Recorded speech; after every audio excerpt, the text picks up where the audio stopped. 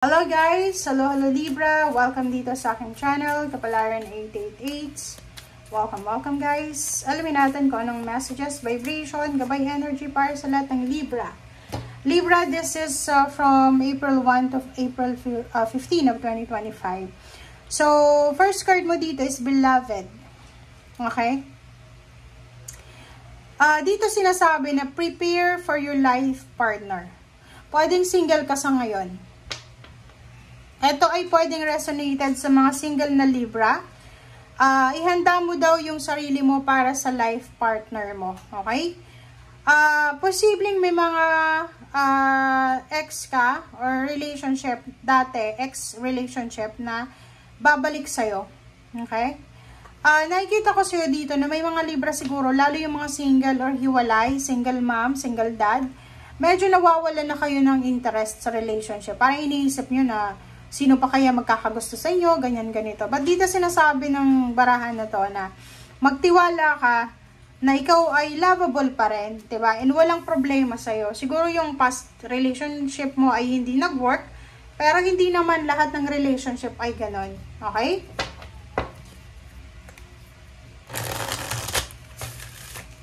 Okay. Libra.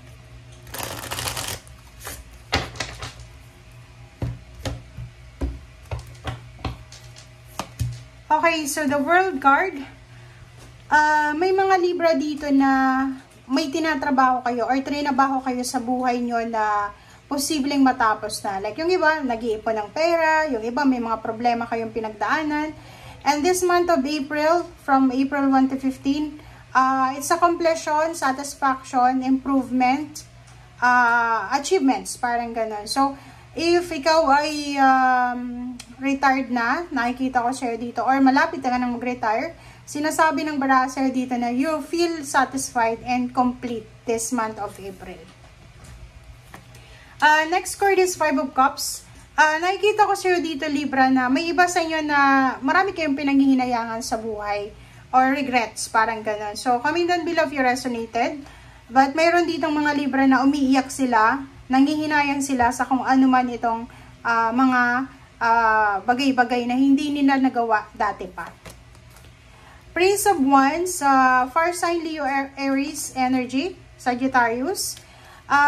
Nakikita ko sa'yo dito na sa sobrang trabaho mo, sa sobrang busy ka sa paghahanap buhay, pwedeng nagnenegosyo, nagtatrabaho, nakikita ko sa'yo dito na medyo nawawalan ka na ng interest sa relationship mo or sa family. So, kailangan mong, kumbaga, mag-isip-isip, parang mag-reflect ka na, siguro masyado na akong busy, masyado na akong nakafocus sa trabaho or sa negosyo, or masyado na akong pagod, parang ganon. So, dito sinasabi ng baraha sa'yo na, may good news, mayroong balita na posibleng darating sa'yo, or if for example, sobrang busy ka na, hindi mo masyadong napapansin yung mga messages, yung email, chat, call na dumarating sa'yo. So, kailangan mo yun na bigyan ng priority sa month of April. Seven of Cups, yung Seven of Cups dito, sinasabi ng baraha sa'yo na bibigyan ka ng pagkakataon ng universe ng choices na kailangan mong pagdesisyonan.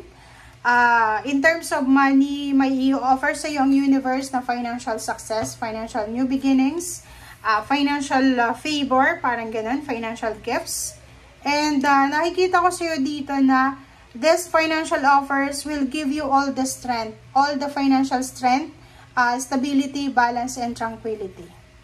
Okay? So, ang kailangan mo lang daw this April is decision making. Kailangan mong mag-decide, kailangan mong mag-isip, and kailangan na wag mo tong i-give up.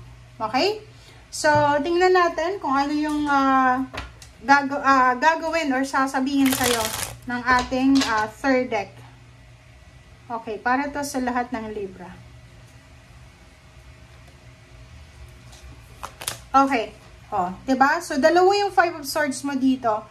Nakikita ko sir dito na yun, kailangan mong wag isuko, wag i-give up yung mga bagay-bagay na gusto mong mangyari sa buhay mo. Okay?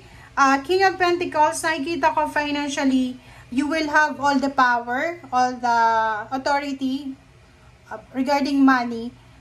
Maybe if you will not give up kung ano man to na pinagdadaanan mo sa ngayon. Nakikita ko kasi, yung iba sa inyo dyan, parang dahil sa problema sa relationship or problema sa pera, yung pangarap nyo dati pa ay parang kinakalimutan nyo na. Okay?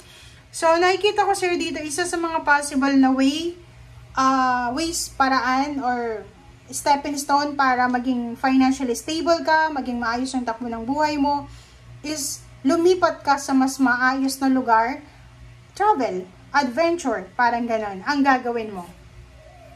But nakikita ko sa'yo dito, medyo nahihirapan ka eh. Medyo magulo yung isip mo dito, 'di ba? 2 of Swords, saka 5 of Wands.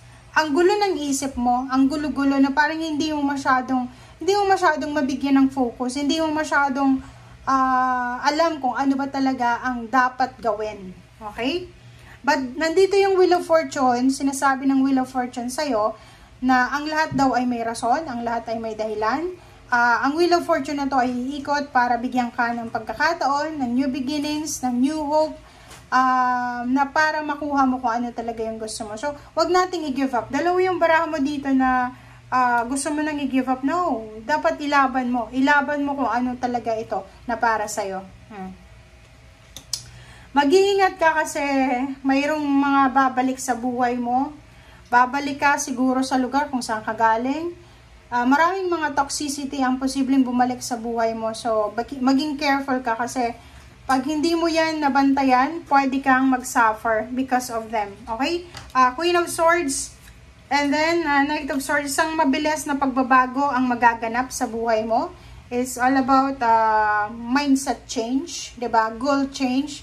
Like for example, yung iba, feeling nila hindi na mangyayari yung gusto nila. So, parang bigla-biglang magbabago sila ng mindset, ng plano, parang ganyan-ganito.